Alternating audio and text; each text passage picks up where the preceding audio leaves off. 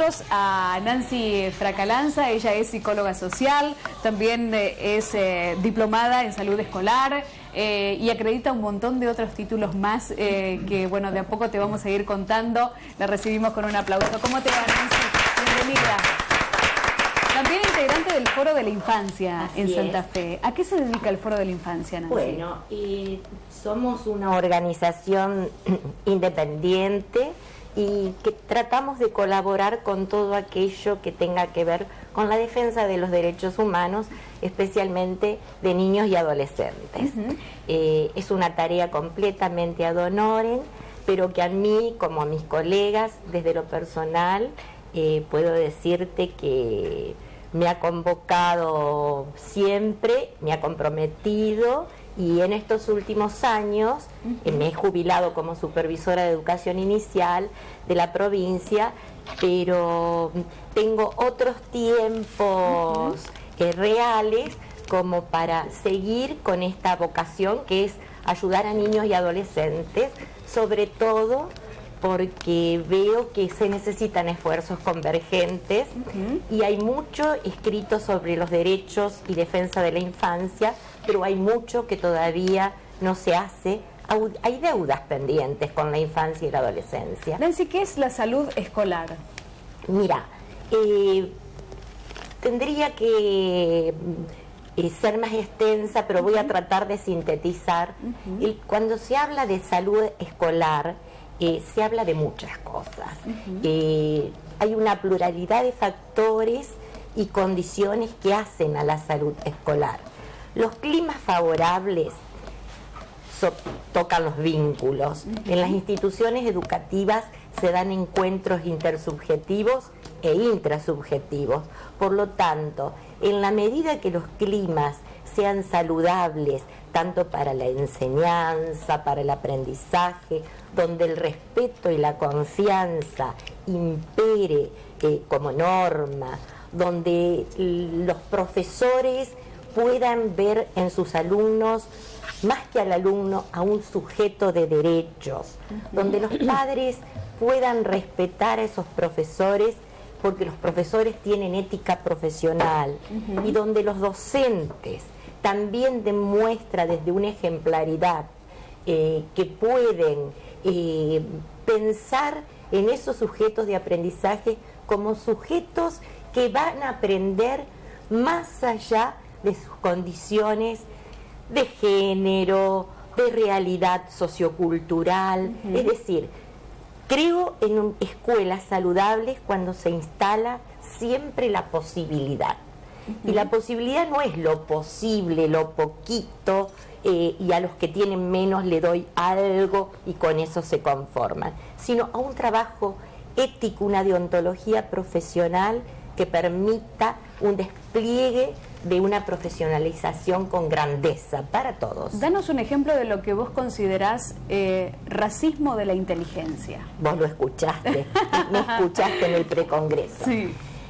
Mira, siguiendo la línea de Bourdieu, un sociólogo al que admiro muchísimo y he leído durante tantos años de mi vida, creo que el racismo de la inteligencia circula por distintos sectores, no en todas las escuelas, pero sí en muchas, no en todos los docentes, pero sí en muchos, sobre todo cuando llama la atención que en algunos estratos sociales se pueda aprender, donde algunos alumnos con carencias múltiples puedan acceder al conocimiento de manera profunda, intensa. Creo que hay que terminar con determinados racismos y uno de ellos es la inteligencia. Me posiciono en lo que dice también Rancière. Hay dos posiciones para creer en el otro, desde las diferencias o desde un principio y justicia de igualdad. Ser pobre, hay que terminar con el mito de la pobreza, que el alumno con carencia va a tener menos posibilidades. Por supuesto que va a tener menos posibilidades. Para ello estar a la escuela, tendrá que estar el Estado, tendremos que estar todos apuntalando a aquellos que menos tienen desde lo material, pero sí tienen posibilidades en sus condiciones de existencia. Queremos abordar distintos temas con Nancy, en particular aquellos que puedan servir por allí para las casas, ¿no? Porque muchas veces, bueno, imagínate que uno no nace sabiendo ser papá, ¿no? Por y muchas supuesto. veces no hay recursos o no hay formas de aprender que, por ejemplo, el niño necesita aprender a través de lo lúdico, por dar un ejemplo, ¿no? De tantos recursos que podemos tener como papás, como tíos o educadores. Me encanta que apeles a este tipo de preguntas donde lo lúdico, si bien en los últimos años se va revalorizando, también ha tenido mala prensa. Los que nos hemos dedicado durante tantos años a defender los primeros años de vida que son fundantes en la trayectoria de un ser humano, el espacio lúdico es signo de salud mental. En algunos momentos se creyó que cuando un niño jugaba estaba perdiendo el tiempo, entonces quedaba lo serio, entre comillas, para la escuela primaria o para los otros niveles. Sin embargo, los que nos hemos dedicado a estudiar a la infancia en profundidad y los aspectos psicológicos de los niños, sabemos que conectarse con lo lúdico en todas las edades, pero el juego en el niño es fundante como signo de salud mental. Un niño que no juega debe sorprendernos y debe tener un espacio de gran atención de parte del adulto. Los niños que exasperan porque juegan, se mueven, inquietan al adulto, pero tenemos que saber que ese espacio lúdico hay que preservarlo porque están dando muestra de salud mental. Nos deben asustar los niños que no se conectan con lo placentero del juego. Por eso, ¿cómo? Sí. Por eso revalorizo tanto la educación de los primeros años de vida, sobre todo cuando están a cargo de profesionales de la educación que pueden ir incluso entendiendo cómo es ese proceso de subjetivación de un niño, construyendo posibilidades de juego, de desarrollo creativo, y también esos profesionales que pueden ayudar a los padres a entender que cuando sus hijos están jugando, se ensucian, están interactuando, están probando, están aventurándose a esa construcción futura que les dará posibilidad de construir proyectos de vida cada vez más saludables. Andrea. Bien, escuchaba lo que decías y hablabas de vínculos, hablabas de respeto y hablabas de confianza. Exacto. Y los primeros años de vida son fundamentales tanto para la confianza como para el respeto. Estos vínculos se están deteriorando, pero no solo entre padres e hijos, entre maestros e hijos, entre maestros y padres. ¿A qué le atribuís vos que se estén desvirtuando estos vínculos? Los vínculos, especialmente los vínculos positivos y saludables. Creo que no podemos simplificar pensando que los vínculos se van deteriorando solo en la familia o solo en la escuela. Hay una multiplicidad de factores que hacen que el lazo social haya ido cayendo. Ese debilitamiento del lazo social quiebra los vínculos saludables entre las personas, y justamente somos los adultos los que tenemos que dejar buenos legados. Siempre digo que hay que trabajar pensando en el presente, pero construyendo futuro.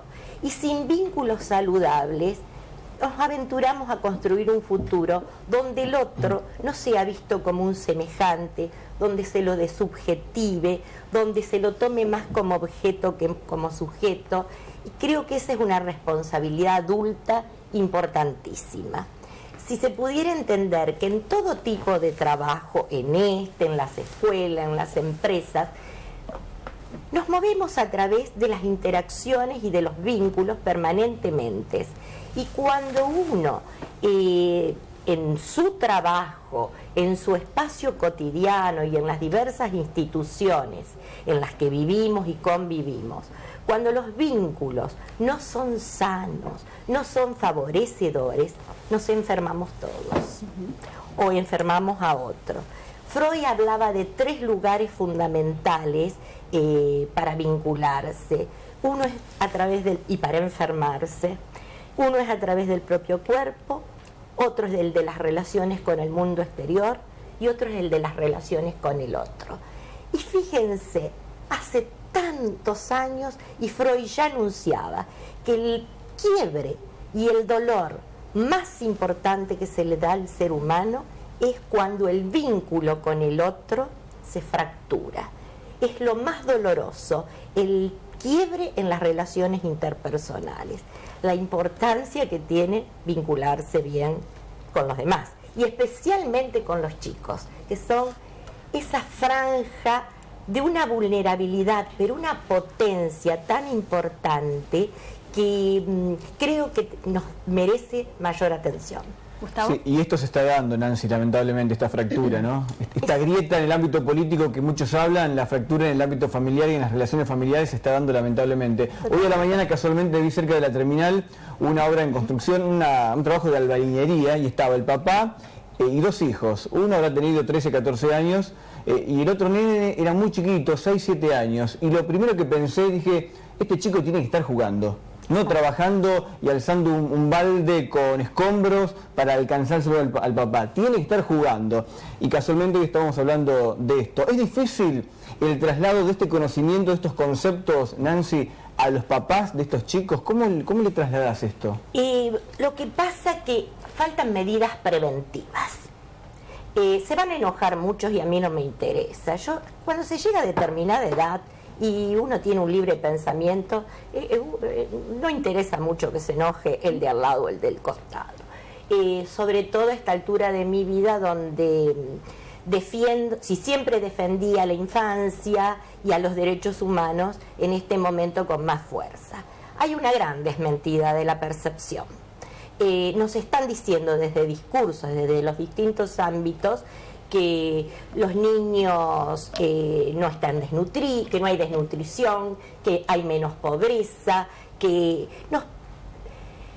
desde algunos sectores incluso apelan a la mirada ingenua de la sociedad.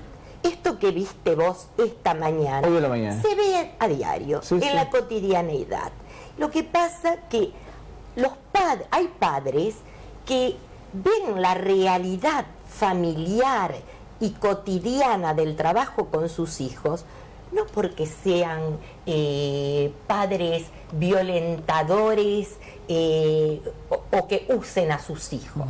Muchos de ellos lo harán, muchos de ellos especularán incluso con la lástima que pueden darle a las personas ante una dádiva.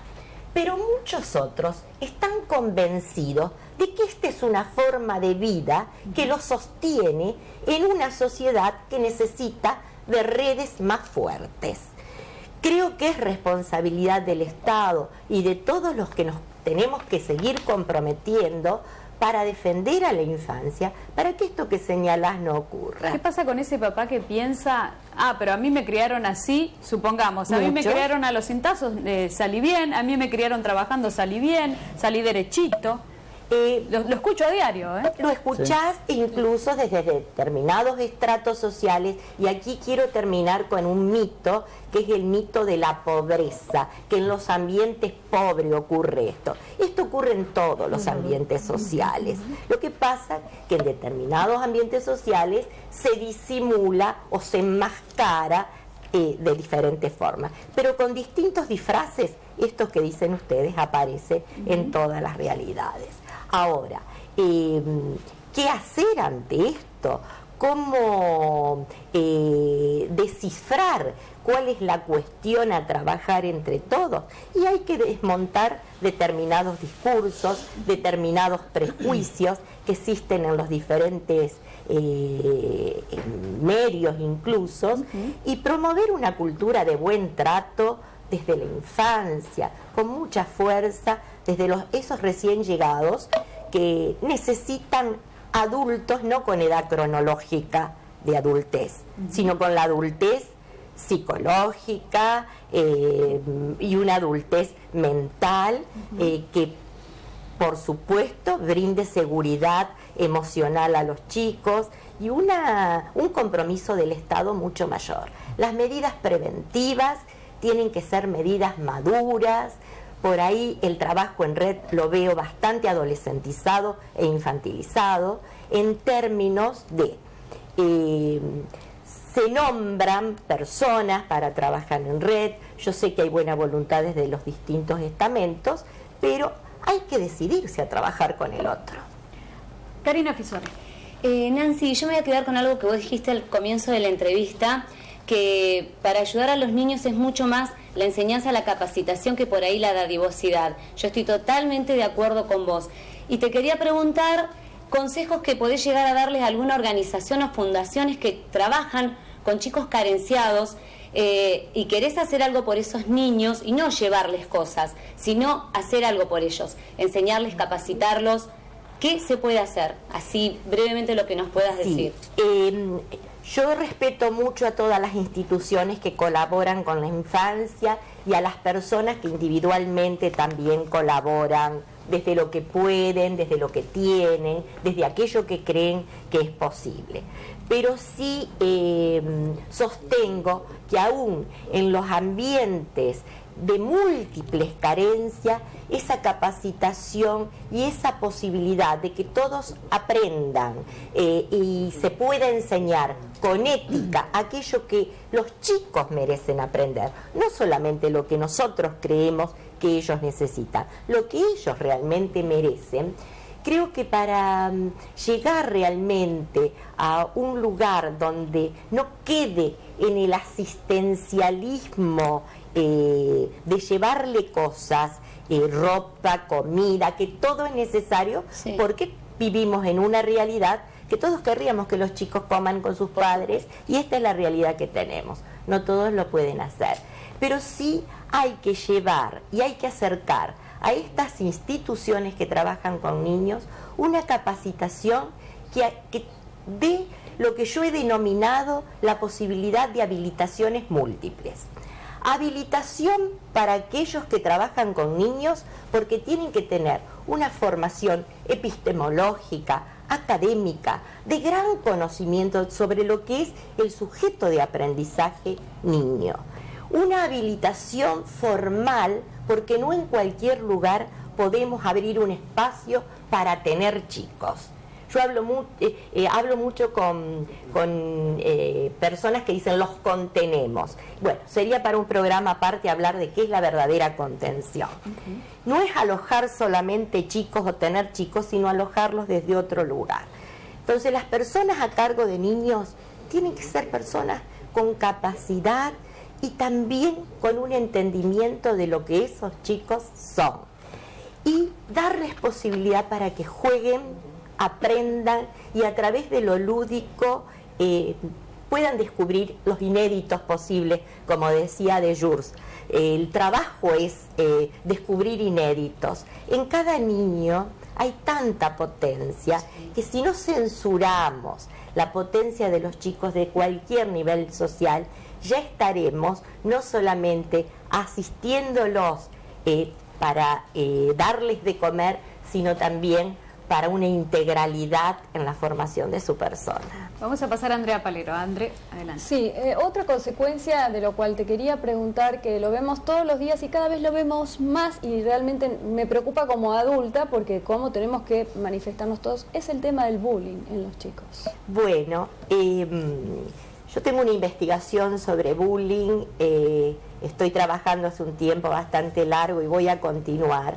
Y admiro mucho la línea de Osorio en cuanto al tema de bullying, que sería muy bueno que lo podamos, si ustedes desean, profundizar en algún otro programa, porque hemos trabajado incluso con colegas en establecimientos educativos, y al foro llegaron adolescentes pidiéndonos ayuda.